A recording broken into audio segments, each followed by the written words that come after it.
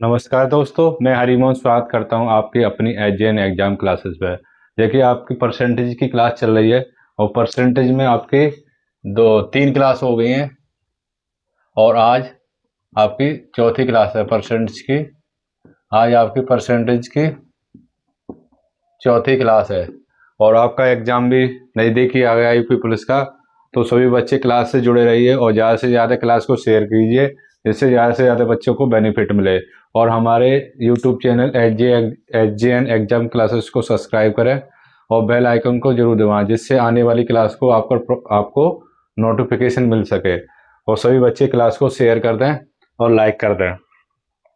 जैसे क्वेश्चन आपकी बोर्ड पर लिखा हुआ है, रमेश रमेश के व्यय और बचत का अनुपात 2:1 है। यदि उसकी आय और व्यय में 25% और 20% की वृद्धि की होती है तो उसकी बचत में कितने प्रतिशत की वृद्धि होगी।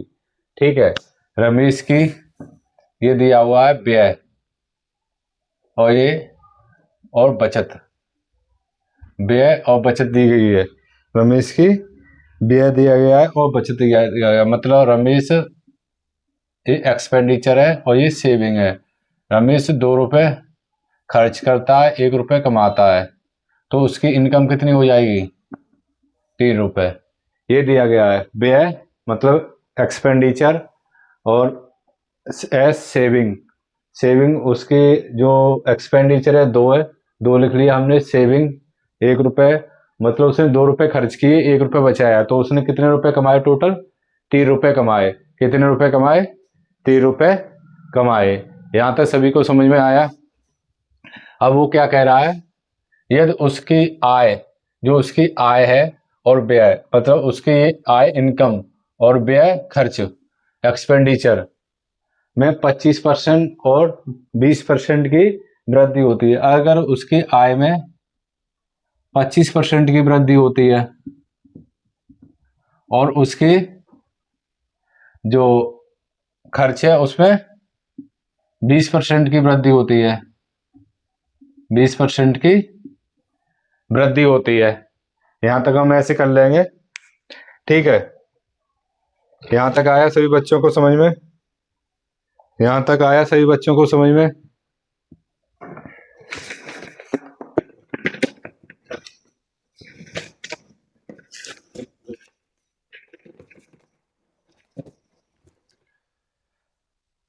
अगर उसकी आय में 25% की वृद्धि होती है और व्यय में 20% की वृद्धि होती है तो उसकी बचत में उसमें कितने प्रतिशत वृद्धि होती है, ये आपसे पूछ रहा है। उसकी बचत की वृद्धि पूछ रहा है, ये आपको बतानी है। तो हम क्या करेंगे, ये देखेंगे 25 75 75। ठीक है, यहाँ कितना आ जाएगा? 75 और 20 दूनी 40। ये आ गया। सीधा सीधा हम इसका गुणा इसके साथ, इसका गुणा इसके साथ कर देंगे। ये ना एक शॉर्ट ट्रिक है, इससे ज़्यादा टाइम नहीं लगेगा आपको क्वेश्चन के निकालने में। मैं इसकी एक और मेथड बता दूंगा आपको, लेकिन उसमें ना आपको थोड़ा सा टाइम टेकन हो जाएगा। इसमें आपको मैं समझाने में टाइम हो सकता है लग जाएगा, लेकिन आपको क्वेश्चन करने में टाइम नहीं लगेगा। 25 75 और 20 दूनी 40। अब 75 में से 40 माइनस करेंगे तो आप बताओ कितने बचेंगे? 75 में से 40 माइनस करेंगे तो कितने बचेंगे? 25 25। तो 25% मतलब उसकी जो बचत है उसमें 25% की वृद्धि हो रही है। यही सीधा सीधा आंसर है। अब आप बोलोगे सर ये फर्स्ट मेथड था, फर्स्ट मेथड। अब मैं यहाँ आपको करा देता हूँ सेकंड मेथड। सेकंड मेथड इसमें क्या दिया गया है, उसका एक्सपेंडिचर सेविंग कितनी दी? 2 1। तो हम क्या करेंगे इसमें, हम क्या करेंगे, इसको ना 00 यहाँ बढ़ा लेंगे, 00 यहाँ बढ़ा लेंगे और ये इसकी इनकम हो जाएगी। मतलब 200 रुपये खर्च करता है, 100 रुपये बचाता है, तो 300 रुपये कमाता होगा ये। ठीक है, अब 300 का हम 25% निकालेंगे। 300 का 25% कितना हो जाएगा? 300 का 25% हो जाएगा 75, 25 75। और 200 का 20% कितना हो जाएगा? 40, सेम सेम सा यही आएगा। और 25 में से 75 में से 40 गए तो कितने बचेंगे? 75 में से 40 गए तो कितने बचेंगे? 25। कितने बचेंगे? 25। ठीक है, 25 बचेंगे अपॉन 100 रुपये कमाता है। इस 100 इंटू परसेंटेज में निकालने के लिए 100 का भाग देंगे। 100 से 100 कट गया तो 25%। जो आपके लिए बेस्ट तरीका है वो ये है, इससे आप करेंगे क्वेश्चन, ना कि इस वाले तरीके से करेंगे। ठीक है, ये मैंने आपको समझाने के लिए बताया है।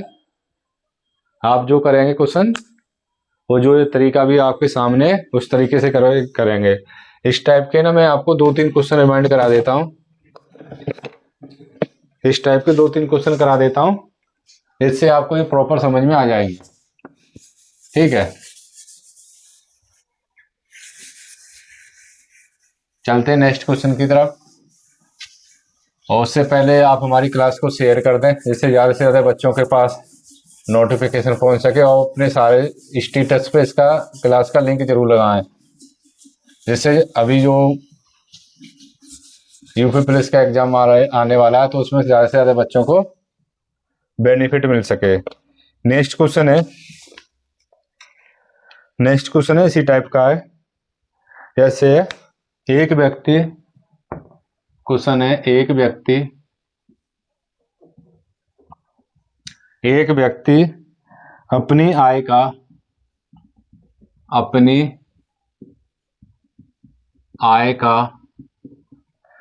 2/3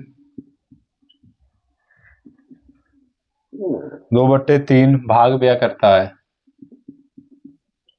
2/3 व्यय करता है। यदि उसकी आय में 18% की वृद्धि, यदि उसकी आय में 18% की वृद्धि,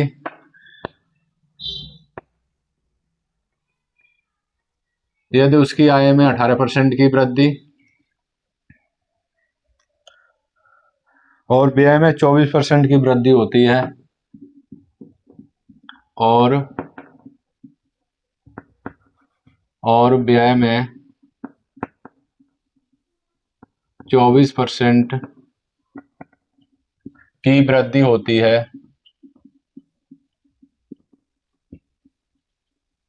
24% की वृद्धि होती है, तो उसकी बचत में कितने % की वृद्धि होगी? तो उसकी बचत में कितने % की वृद्धि होगी? ठीक है, तो उसकी बचत में कितने % की वृद्धि होगी। जैसे कि क्वेश्चन आपको दिख रहा है स्क्रीन पे, एक व्यक्ति अपनी आय का 2/3 व्यय करता है। यदि उसकी आय में 18% की वृद्धि होती है और व्यय में 24% की वृद्धि होती है, तो उसकी बचत में कितने % की वृद्धि होगी? तो हम निकालेंगे। जैसे पहले तो होता है उसकी इनकम, फिर उसका खर्चा, और फिर उसकी सेविंग। ये 3 चीजें होती हैं इसमें, इनकम, एक्सपेंडिचर एंड सेविंग। कितना कमा रहा है, कितना खर्च कर रहा है, कितना बचा रहा है। अब आप इसमें देखेंगे 2/3 व्यय करता है, मतलब 3 रुपए कमाता है वो, तो 2 रुपए खर्च कर देता है। 3 रुपए कमाता है तो 2 रुपए खर्च कर देता है, बचा कितना? 1 रुपए। 2/3 व्यय करता है, मतलब 3 रुपए कमाता है, 2 रुपए खर्च कर देता है, तो उसके पास बचा कितना? 1 रुपए। अब आगे क्वेश्चन पे बढ़ते हैं। जैसे पिछला क्वेश्चन हमने किया था, यदि उसकी आय कितनी है? 3 में 18% की वृद्धि की जाती है। उसकी आय में हम 18% की वृद्धि करते हैं, और उसकी व्यय, एक्सपेंडिचर में कितने की वृद्धि करते हैं, और उसके व्यय में 24% की वृद्धि करते हैं। तो उसकी बचत मतलब सेविंग में कितने % की वृद्धि हो जाएगी, ये निकालना है।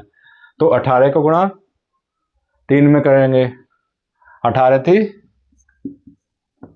54, और 24 को गणा 2 में 24 दूनी 48, ये आ गया। 54 में से 48 माइनस करेंगे तो कितने बचे? 6। तो 1 से ये कितना हो रहा है? 6 हो रहा है। तो 6% की वृद्धि होती है उसकी बचत में।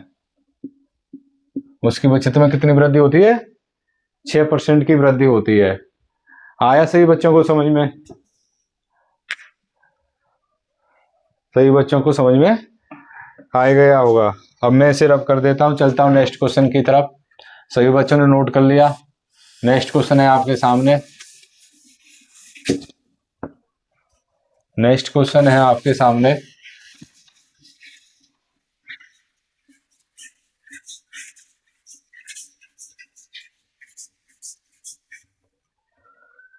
अगला क्वेश्चन है इस प्रकार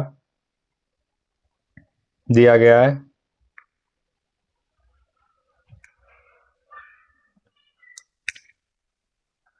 ऐसे दिया गया है, रोहन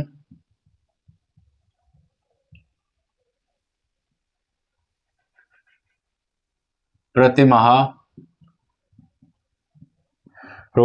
माह 16,000 रुपये कमाता है।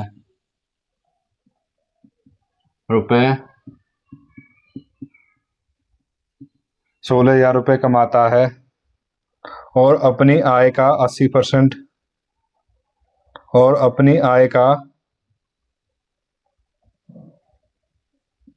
और अपनी आय का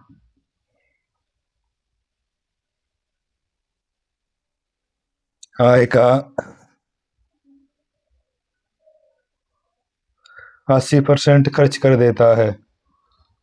80% खर्च कर देता है। 80% खर्च कर देता है और शेष राशि की बचत करता है। और शेष राशि की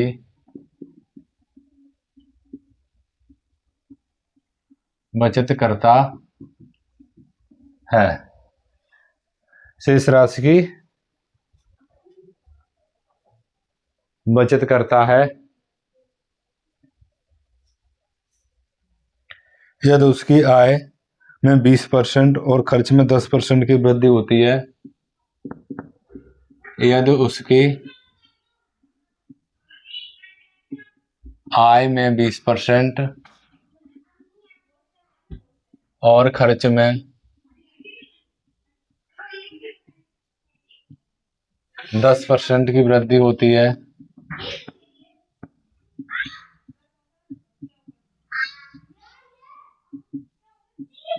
10% की वृद्धि होती है तो बचत में कितने प्रतिशत की वृद्धि होगी? तो बचत में कितने प्रतिशत की वृद्धि होगी? जैसे क्वेश्चन है आपकी स्क्रीन पे, रोहन प्रतिमाह 16,000 रुपये कमाता है और अपनी आय का 80% खर्च कर देता है और शेष राशि की बचत करता है। यदि उसकी आय में 20% की और खर्च में 10% की वृद्धि होती है तो बचत में कितने % की वृद्धि होगी?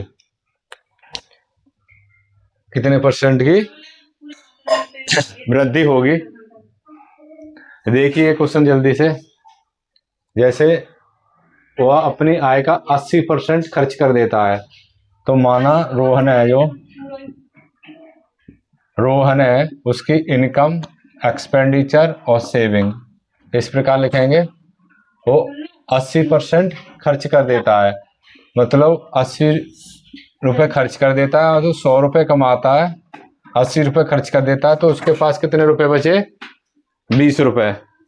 अगर रोहन 100 रुपये कमाता है, 80 रुपये खर्च कर देता है तो उसके पास कितने रुपए बचे? 20 रुपये। एक जीरो से एक जीरो काट देंगे। अब इसे 2 से काटेंगे, 2 पंजे 10, 2 चौके 8, 2 एकम 2।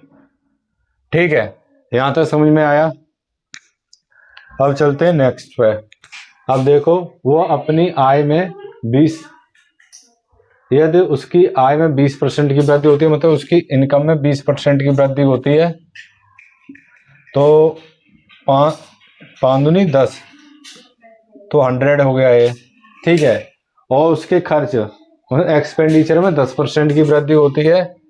एक्सपेंडिचर में कितने 10% की वृद्धि होती है, तो ये कितना हो गया 40। तो उसकी सेविंग कितनी है, उसकी सेविंग कितनी है, मान लो वो 100 रुपये कमा रहा है, 40 रुपये खर्च कर रहा है, तो बचे कितने 60 रुपये, मतलब 60% उसकी सेविंग है।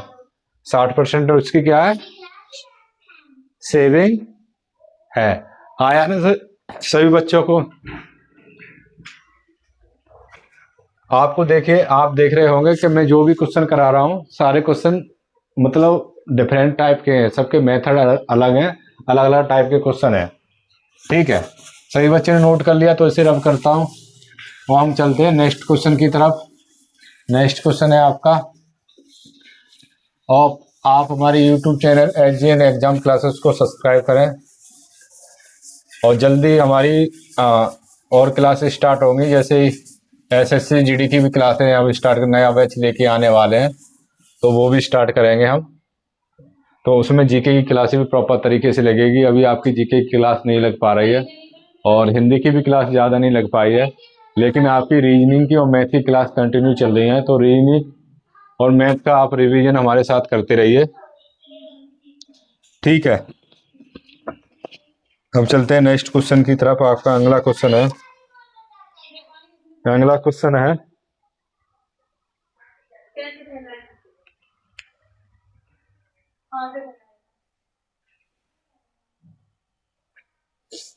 नेक्स्ट क्वेश्चन आपको बताता हूं।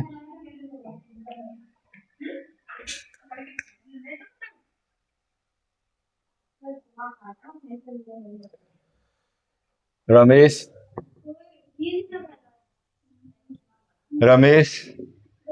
अपनी आय का 72%,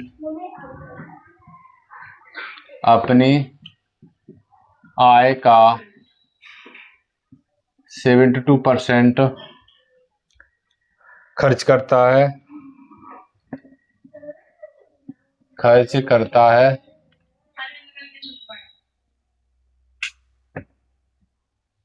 खर्च करता है।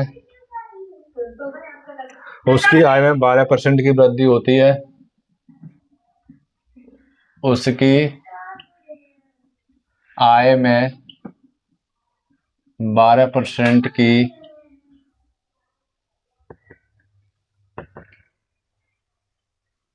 वृद्धि होती है, उसकी आय में 12% की वृद्धि होती है,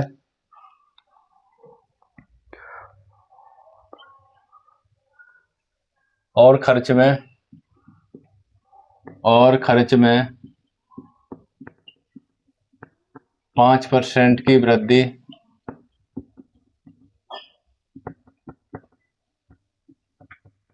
और खर्च में 5% की वृद्धि होती है। यदि रमेश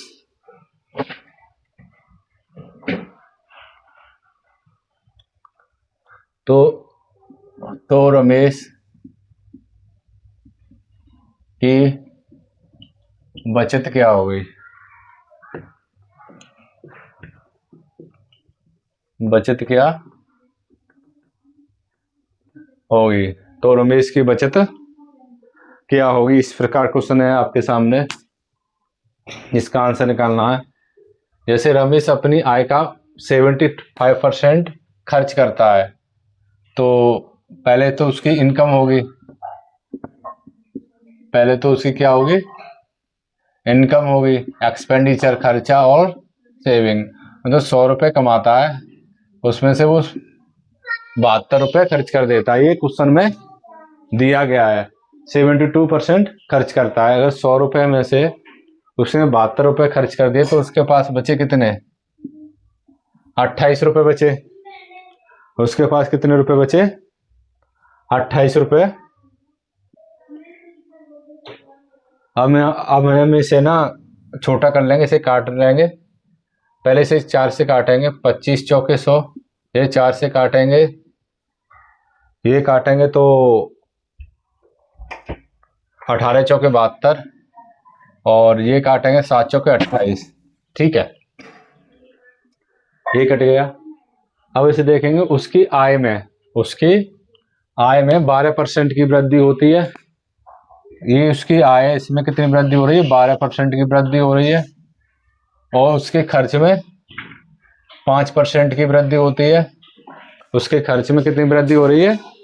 5% की। तो 25 को गुणा 12 में करेंगे तो कितना आएगा?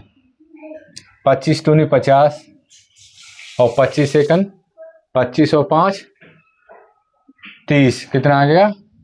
300। अब 18 को गुणा 5 में करेंगे तो कितना आएगा? 18 कितना आ गया? 90। अब 300 में से 90 माइनस करेंगे, 300 में से 90 माइनस करेंगे तो कितना आएगा? 210। अब ये पूछा है तो रमेश की बचत क्या होगी, मतलब रमेश की बचत कितने % होगी? तो 7 का ये कितने गुना है? 7 का 210 कितना गुना है? 7 या 21, मतलब 30 गुना।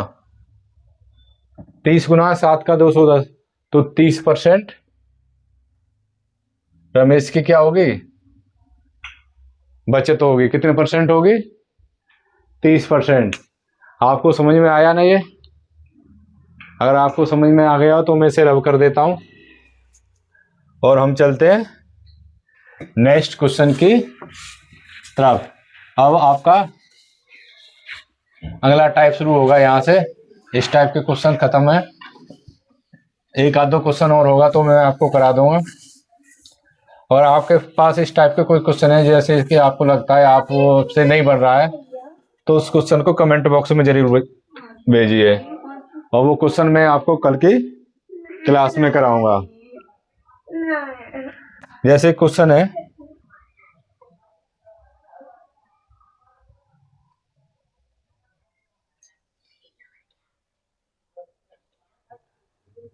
एक क्वेश्चन है जिसका जैसे रमेश और महेश का मासिक वेतन रमेश और महेश का मासिक वेतन 45,000 रुपये है। कितना है? 45,000 रुपये है। रमेश अपने वेतन का 75%, रमेश अपने वेतन का 75%, रमेश अपने वेतन का 75%, और रमेश और महेश, ये तो दूसरा तो नाम लिखा नहीं, और महेश का मासिक वेतन 45,000 रुपये, रमेश अपने वेतन का 75%, और महेश अपने वेतन का 80% भाग, और महेश अपने वेतन का 80% भाग 80% भाग खर्च करता है, खर्च करता है।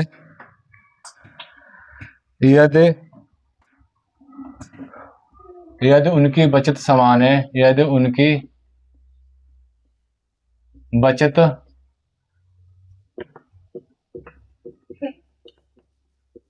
बचत समान है तो बी का वेतन बताओ। तो महेश का वेतन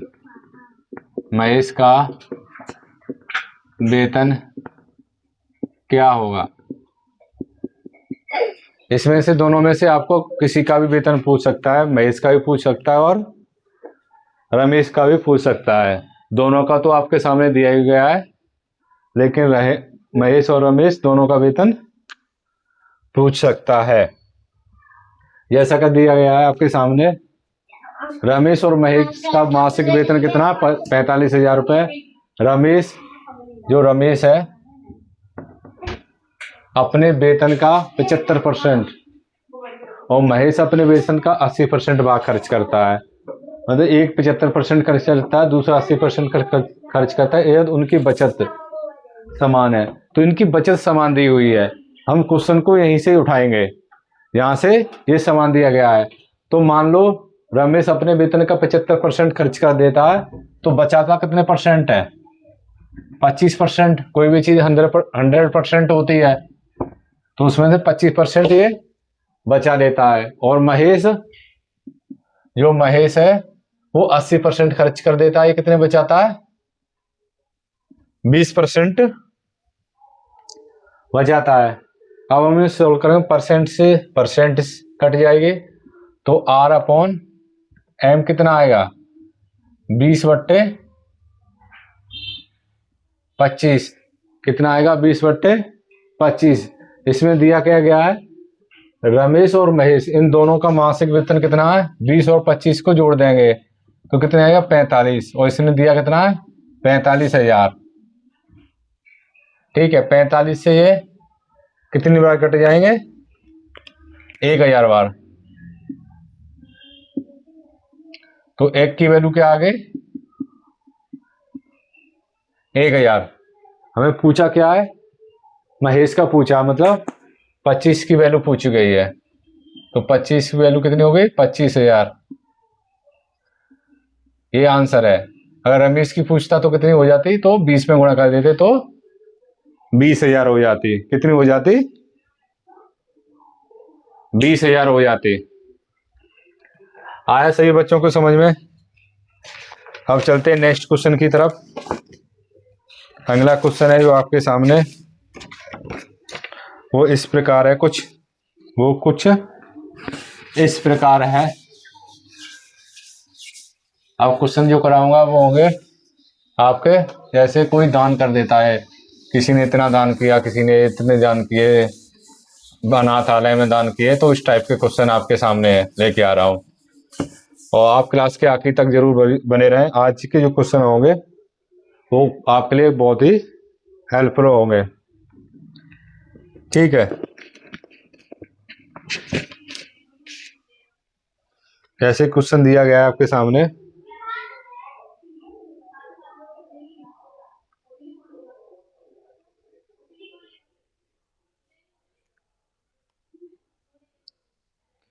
जैसे मोहन अपनी बचत का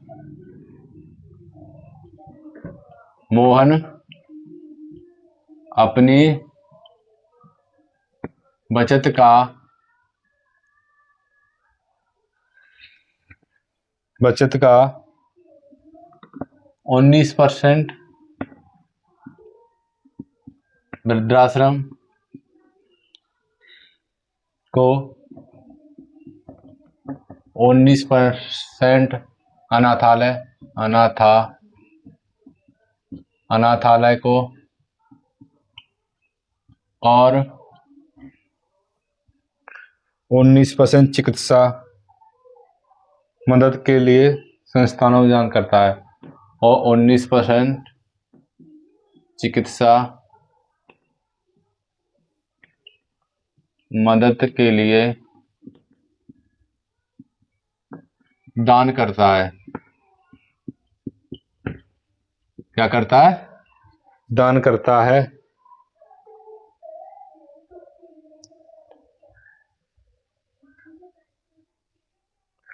बचत में से शेष रुपए, जो रुपए शेष बचते हैं, शेष रुपए 12,900 को बैंक में जमा करता है। 12,900 रुपए को कहाँ जमा करता है, बैंक में जमा करता है।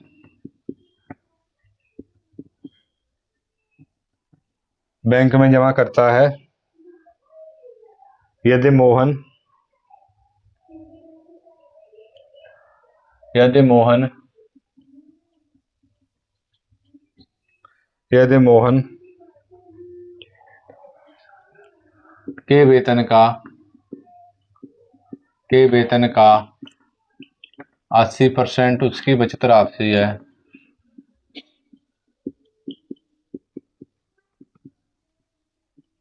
उसकी बचत राशि है, तो उसका वेतन क्या होगा? तो उसका वेतन क्या होगा? एक क्वेश्चन है, मोहन अपनी बचत का 19% वृद्धाश्रम को, 19% अनाथालय को और 19% चिकित्सा की मदद के लिए दान करता है। बचत में से शेष रुपए 12,900 रुपये बैंक में जमा करता है। यदि मोहन के वेतन का 80% उसकी बचत राशि है, तो उसका वेतन पूछा, टोटल वेतन क्या होगा?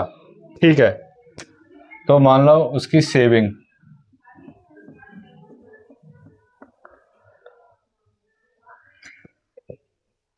19 वृद्धाश्रम में दान किए उसने, 19 अनाथालय में दान किए, 19 चिकित्सा में दान किए, तो तीनों कितने? 19 57, कितने हो गए? 57। 100 रुपये कमाता है, 57 रुपये वो दान कर देता है, तो कितने बचे? 43। मतलब जो उसकी सेविंग है वो 43 रुपये है। कितने? 43, मतलब 57 खर्च हो गए, तो उसने बताया कि बचाए कितने? 43% बचाए। परसेंट रहेंगे 100 लिखेंगे, और ये कह रहा है ये बचाता है, बचत कितनी करता है? 12,900। मतलब जो वो देता है वही चीज हम निकाल लेते हैं। इसने बचत के दी 12,900 रुपये बचत दी, तो हमने इसकी बचत निकाल ली 43 आ गई। ठीक है, 57 रुपये उसने खर्च कर दिए, 100 में से 43 बचे। अब यहां से हम इसे काटेंगे, तो 3 तरह के 9 चाती बार, ये 3 बार कट जाएगा, 300 बार। तो इसकी सेविंग आ जाएगी 3 पे 4 जीरो, 30,000 रुपये। कितनी सेविंग आ गई? 30,000 रुपये तो उसकी सेविंग आ गई। वो पूछ क्या रहा है? तो उसका वेतन, मतलब 30,000 रुपये तो उसने बचा लिए, लेकिन उसका वेतन कितना है? तो वेतन उसका जो है वो कितना है? वो इनकम, जो भी इनकम करता है, वेतन का 80% उसकी बचत है, तो कितनी है? 80%। जो इसकी बचत, यहाँ पर भी इसकी बचत आई, 80% भी इसकी बचत है इनकम की, तो 80/100 बराबर 30,000। ठीक है, ये रख दिया हमने। तो यहाँ से क्या हुआ? अगर हम इसे काटेंगे, 1 जीरो से 1 जीरो कट जाएगी, 8 से काटेंगे, 8 चौक 32, 8 थी 24, 8 थी 24, बचे 6, 8 पंच 40, 8 7 56, 8 7 56, बचे कितने?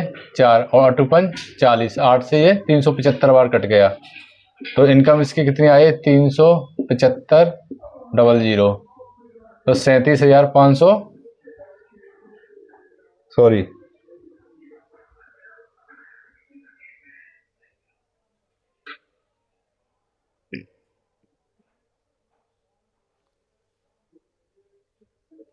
इतने बार कटेगा। एक जीरो भी तो बचेगी, उसके बाद 1 जीरो आ जाएगी। ये आप चेक कर लेना।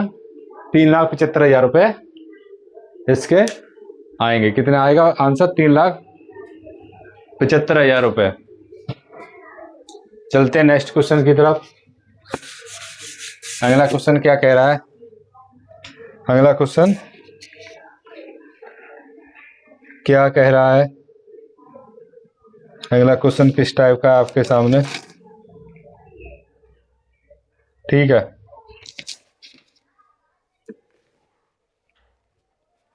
नेक्स्ट क्वेश्चन कराता हूँ।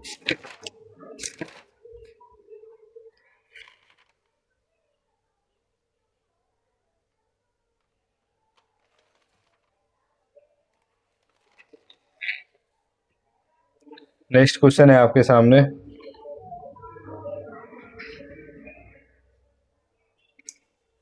इस टाइप के क्वेश्चन हो गए, थोड़ा सा टाइप में चेंज करता हूँ और उस टाइप का एक क्वेश्चन कराता हूँ, फिर उसके एक दो क्वेश्चन करा देता हूँ, फिर उसके बाद इस टाइप के क्वेश्चन कल कराऊंगा। ठीक है।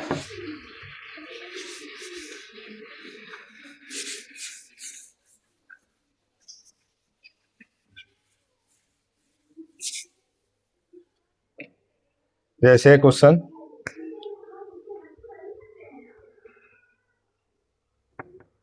है, एक परीक्षा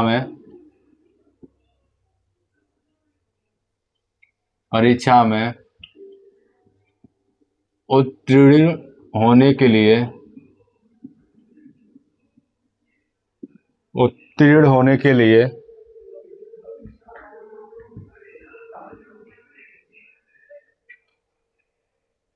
उत्तीर्ण होने के लिए एक परीक्षा में उत्तीर्ण होने के लिए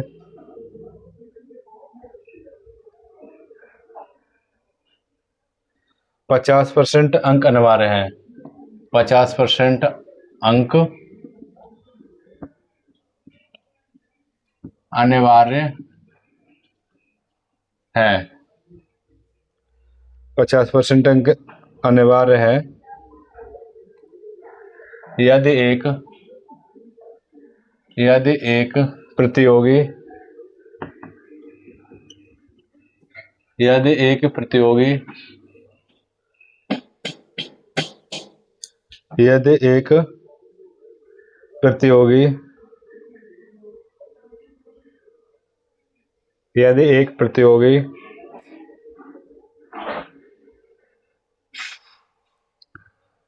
230 अंक प्राप्त होते हैं, यदि एक प्रतियोगी को 230 अंक प्राप्त होते हैं और वह 20 अंकों से असफल हो जाता है और वह 20 अंकों से 20 अंकों से असफल हो जाता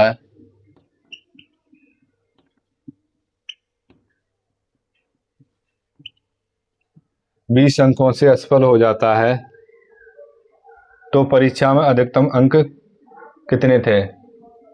तो परीक्षा में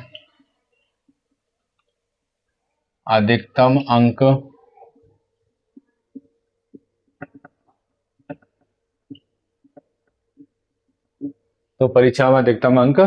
कितने थे? ये इस प्रकार आपका क्वेश्चन है।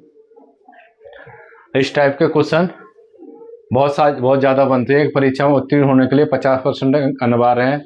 यदि एक प्रतियोगी को 230 अंक प्राप्त होते हैं तो वह 20 अंकों से असफल हो जाता है, तो परीक्षा में अधिकतम अंक कितने थे?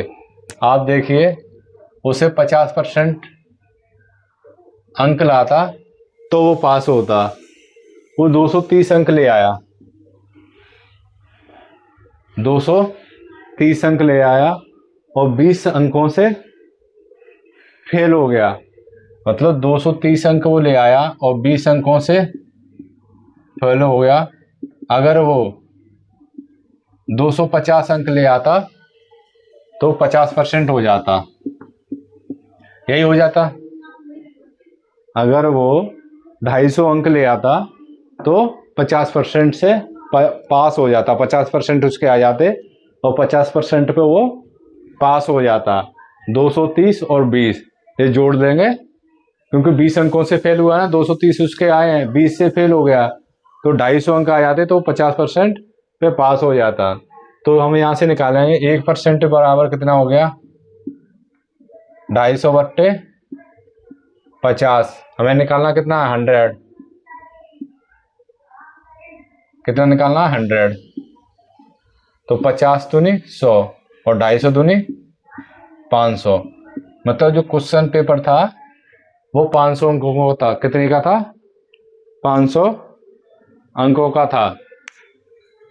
ठीक है, यहाँ तक सभी बच्चों को समझ आया? यहाँ तक सभी बच्चों को समझ आ गया होगा।